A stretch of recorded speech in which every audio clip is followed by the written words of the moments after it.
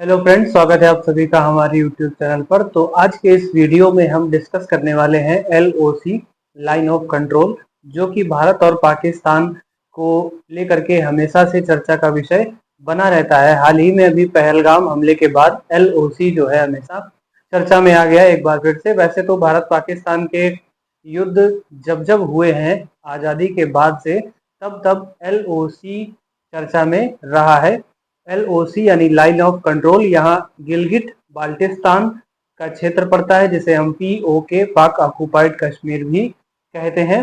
ये पाकिस्तान के संरक्षण में है या भारत के संरक्षण में है, इस वीडियो में हम इस बात की चर्चा करेंगे। तो चलिए वीडियो को शुरू करते हैं। तो सबसे पहले जान लेते हैं कि इसकी जड़ें कहाँ पर शुरू होती हैं। गिलगिट बाल्टिस्तान अगर मैप के हिसाब से हम देखें तो मैप में ये लद्दाख वाला हिस्सा है।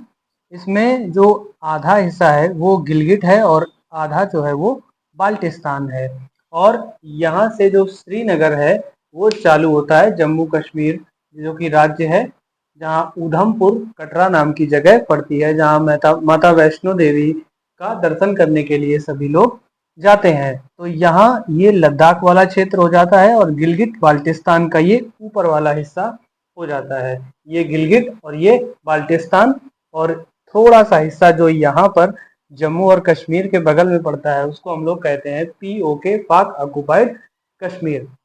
तो बात जो है भारत की आज़ादी की शुरुआत से ये लड़ाई की जड़ रहा है। क्यों ये विवाद का विषय रहा है, अब उस समय इतिहास की जड़ों में जा करके हम इसको समझते हैं। तो जब भारत आज़ाद हुआ था उस समय भारत ब्रिटिशर्स के कंट्रोल में था। तो भारत वैसा भारत नहीं था जैसा भारत आज है। उस समय भारत के 3 हिस्से थे। एक हिस्सा था जो कि ब्रिटिश भारत था, और दूसरा हिस्सा जो था वो जो भारत के राजा थे, यहाँ पर रियासती राजा थे, उनके पास था। और तीसरा हिस्सा जो था वो इस तरह से था कि जो स्वतंत्र राज्य के रूप में अपने आप को रखना चाहते थे। तो भारत उस समय 3 हिस्सों में विभाजित था। अब विभाजन के समय अंग्रेजों ने क्या किया कि यही पॉलिसी अपनाई कि जो लोग भारत में मिलना चाहें वो भारत में मिल सकते हैं, और जो लोग पाकिस्तान के साथ जाना चाहें वो पाकिस्तान के साथ जा सकते हैं। और जो लोग अपने आप को स्वतंत्र बनाकर, यानी यहाँ लोग से मतलब ये कहा गया कि जो भी राजा, अपने रियासत के जो राजा हैं, वो अगर अपनी रियासत को स्वतंत्र रखना चाहें या अपना एक देश बनाना चाहें तो वो बना सकते हैं। लेकिन ऐसा भारत में संभव नहीं हो सका। हैदराबाद के जो नवाब थे वो उस समय हैदराबाद को एक देश बनाना चाहते थे। उसी तरह जम्मू कश्मीर के जो राजा थे महाराजा हरि सिंह, वो भी अपने आप को एक देश बनाना चाहते थे। तो यहाँ पर विवाद का विषय जो है वो यहीं से शुरू होता है। जो लोग भी अपने आप को स्वतंत्र रखना चाहते थे, अब हैदराबाद तो नक्शे के हिसाब से देखें तो भारत में बिल्कुल बीच में पड़ता है, तो ये अपने आप को स्वतंत्र रखता तो भारत की संप्रभुता के लिए ये खतरा था। तो ये तो यहाँ पर बाद में सरदार पटेल के द्वारा मिला लिया गया भारत में। लेकिन जो जम्मू कश्मीर का क्षेत्र था, अब भारत आज़ाद हुआ था 15 अगस्त 1947 को, भारत को आज़ादी मिली थी ब्रिटिशर्स से।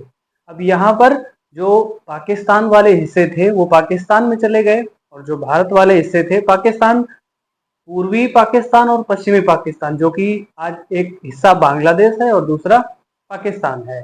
1971 के वॉर के बाद जो है पूर्वी पाकिस्तान जो था वो आज़ाद होकर के बांग्लादेश बना, जिसमें भारत का बहुत बड़ा योगदान था। तो उस समय अगर हम बात करें जम्मू कश्मीर में जो गिलगिट बाल्टिस्तान का क्षेत्र है, उस समय ये जम्मू कश्मीर पूरा क्षेत्र हुआ करता था और ये महाराजा हरि सिंह का राज्य हुआ करता था। तो हुआ क्या कि मोहम्मद अली जिन्ना जो थे, उन्होंने वहां पर देखा कि राजा हिंदू है और जो बहुसंख्यक आबादी है राज्य की वो मुस्लिम है। तो इसलिए इस बेस पर जम्मू कश्मीर को तो पाकिस्तान के साथ मिलना चाहिए। लेकिन हुआ ये कि जो हरि सिंह थे, उन्होंने उस समय तक विलय पत्र पर हस्ताक्षर ना ही भारत के पक्ष में किए थे और ना ही पाकिस्तान के पक्ष में। तो यहाँ पर वो चाहते थे कि जम्मू कश्मीर एक स्वतंत्र राज्य बने। लेकिन पाकिस्तान हमेशा से होशियार रहा है शुरुआत से ही।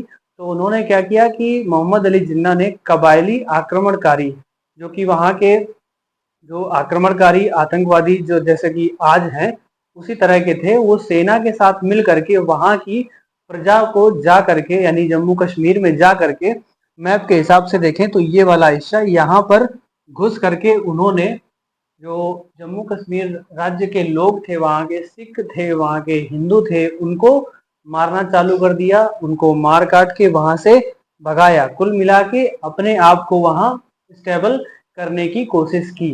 15 अगस्त 1947 से लेकर के 26 अक्टूबर 1947 तक यानी लगभग 2 से 3 महीने के बीच के समय में वहां पर यही सब कुछ चलता रहा।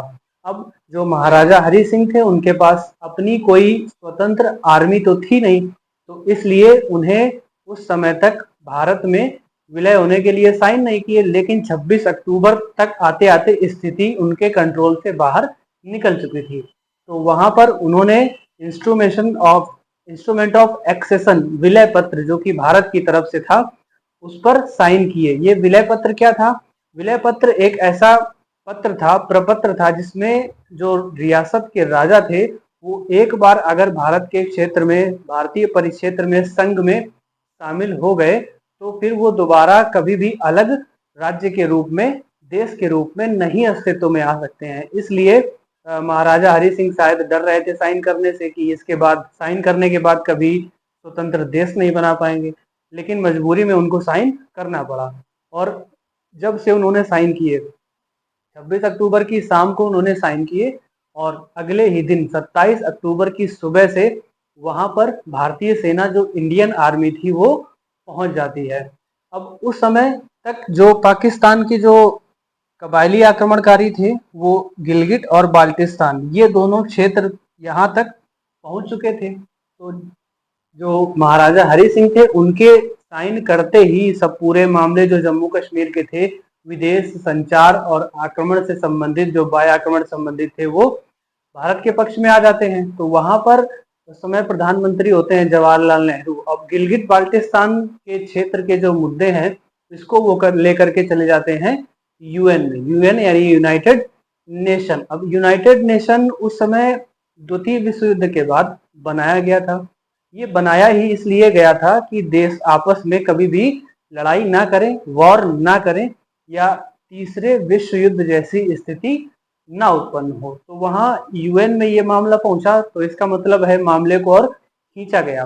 अब हुआ क्या कि पाकिस्तान ने गिलगिट बाल्टिस्तान के क्षेत्र में अभी तक तो नहीं कबूला था कि यहाँ पर हमने अपनी आर्मी भेजी, आर्मी भेज के यहाँ पर कब्जा किया, लेकिन जब यूएन में ये मुद्दा पहुंचा तो वहां पे इन्होंने कबूल किया कि हाँ, हमारी आर्मी वहां पे गई थी और उस क्षेत्र को हमने कब्जा किया। तो यूएन ने, अब यूएन को उस समय तो कोई समझौता करना ही था, तो यूएन ने समझौता किया कि जो जहां पर है भारतीय सेना जिस स्थिति में है वो उस स्थिति में वापस रह जाएगी और जो पाकिस्तानी आर्मी है वो वहीं पर रह जाएगी। इसके अलावा एक मुद्दा ये आया। अब यहाँ पर इस मुद्दे के साथ जो यूएन ने समझौता किया 1947 में, ये यहीं पर समाप्त हुआ। लेकिन इसमें एक बात और सामने आई कि भारत उन जगहों पर जनमत संग्रह करवाएगा। पाकिस्तान ने कहा कि भारत उन जगहों पर जनमत संग्रह करवाएगा। कराची समझौता के नाम से इसको जाना गया। अब जनमत संग्रह किन जगहों पर होगा?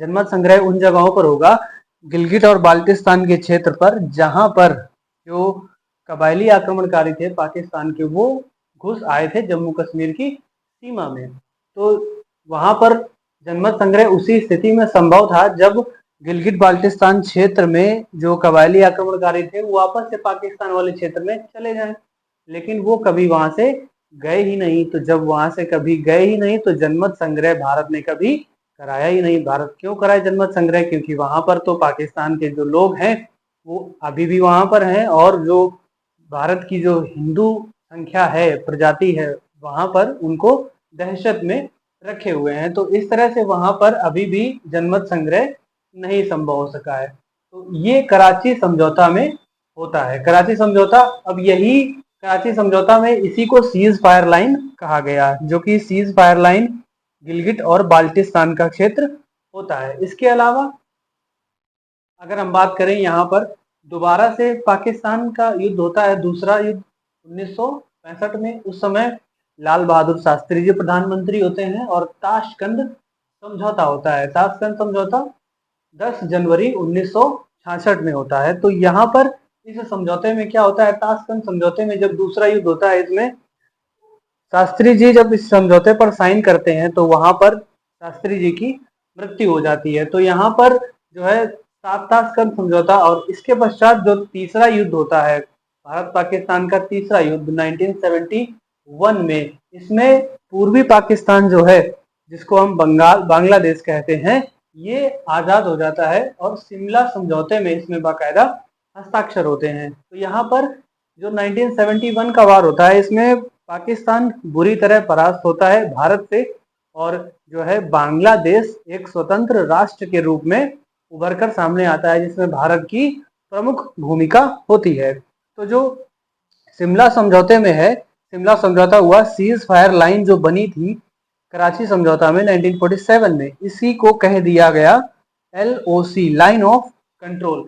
अब लाइन ऑफ कंट्रोल यहाँ पर 1971 के वॉर में भारत बहुत तीव्रता से युद्ध को जीता था, प्रभावशाली देश के रूप में उभर कर सामने आया था। पाकिस्तान को लगभग 93,000 सैनिकों ने सरेंडर किया था भारत के समक्ष। तो ये युद्ध हम बहुत अच्छी तरह से जीते थे। तो यहाँ पर स्थिति पूर्णतः भारत के नियंत्रण में थी। उस समय अगर भारत ये चाहता, गिलगिट बाल्टिस्तान के क्षेत्र जो है अगर कब्जा करना चाहता तो कब्जा कर सकता था, लेकिन उस समय ऐसी स्थिति थी कि अंतर्राष्ट्रीय रूप से जो वर्साई की संधि हुई थी, वहां पर ये एक चीज अंतर्राष्ट्रीय स्तर पर देखी गई, वर्साई की संधि जो थी, किसी देश पर जबरदस्ती अगर कोई संधि की जाती है तो वापस से वो उसका बदला जरूर लेता है। तो ये सोच करके उस समय ऐसा नहीं किया गया। जो उस समय की प्रधानमंत्री थी श्रीमती इंदिरा गांधी जी, उन्होंने ये नहीं किया। तो यहाँ पर गिलगिट और बाल्टिस्तान के जो क्षेत्र थे, यहाँ तक जो सेना थी उसको LOC, लाइन ऑफ कंट्रोल कह दिया गया। इसके अलावा जो यहाँ निचला हिस्सा था, ये कुछ हिस्सा था जो 1971 के वॉर में भारतीय सेना पाकिस्तान के क्षेत्र में लगभग 5,000 स्क्वायर मीटर के क्षेत्र में पाकिस्तान के अंदर घुस गई थी, उसको कब्जा कर लिया था। लेकिन जो शिमला समझौता था, इसमें ये कहा गया कि जो सेना जहां पर है वहीं जो पहली स्थिति में थी, युद्ध से पहले जो स्थिति थी वही स्थिति युद्ध के बाद हो जाएगी। तो इस तरह सेना वापस से उसी स्थिति में आ गई जो युद्ध से पहले थी। तो ये वाला हिस्सा जो था ये वापस से पाकिस्तान के हिस्से में चला गया। तो यहाँ पर इसको हमने नाम दिया पाक ऑक्युपाइड कश्मीर, POK, और ये यहाँ पर जम्मू कश्मीर में है LOC। तो इसके बाद 1999 में पुनः ये पाकिस्तान से युद्ध होता है और इस युद्ध में कारगिल युद्ध नाम होता है इसका, और ये युद्ध भी हम बहुत प्रबलता पूर्वक जीते हैं। यहाँ भी पाकिस्तान की पराजय होती है कारगिल युद्ध में।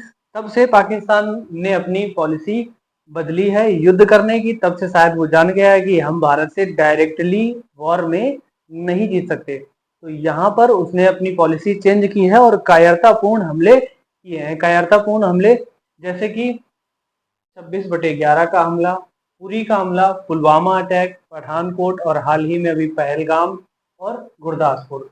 माने इस तरह से आतंकवादी संगठनों को सक्रिय रूप से भारत की राजनीति में या हिंदू मुस्लिम दंगों के भड़काने के रूप में उसको सक्रिय किया है। कुल मिला के लड़ाई जो करने का मुद्दा है उसने डायरेक्ट वॉर करने का वो चेंज कर दिया है, उसकी नीति में ये बदलाव आया है। तो ये भारत पाकिस्तान से संबंधित युद्ध के कुछ मुद्दे थे, जहां LOC की किस तरह से शुरुआत हुई और आज क्या स्थिति बनी हुई है। विवाद का विषय ये अभी भी है।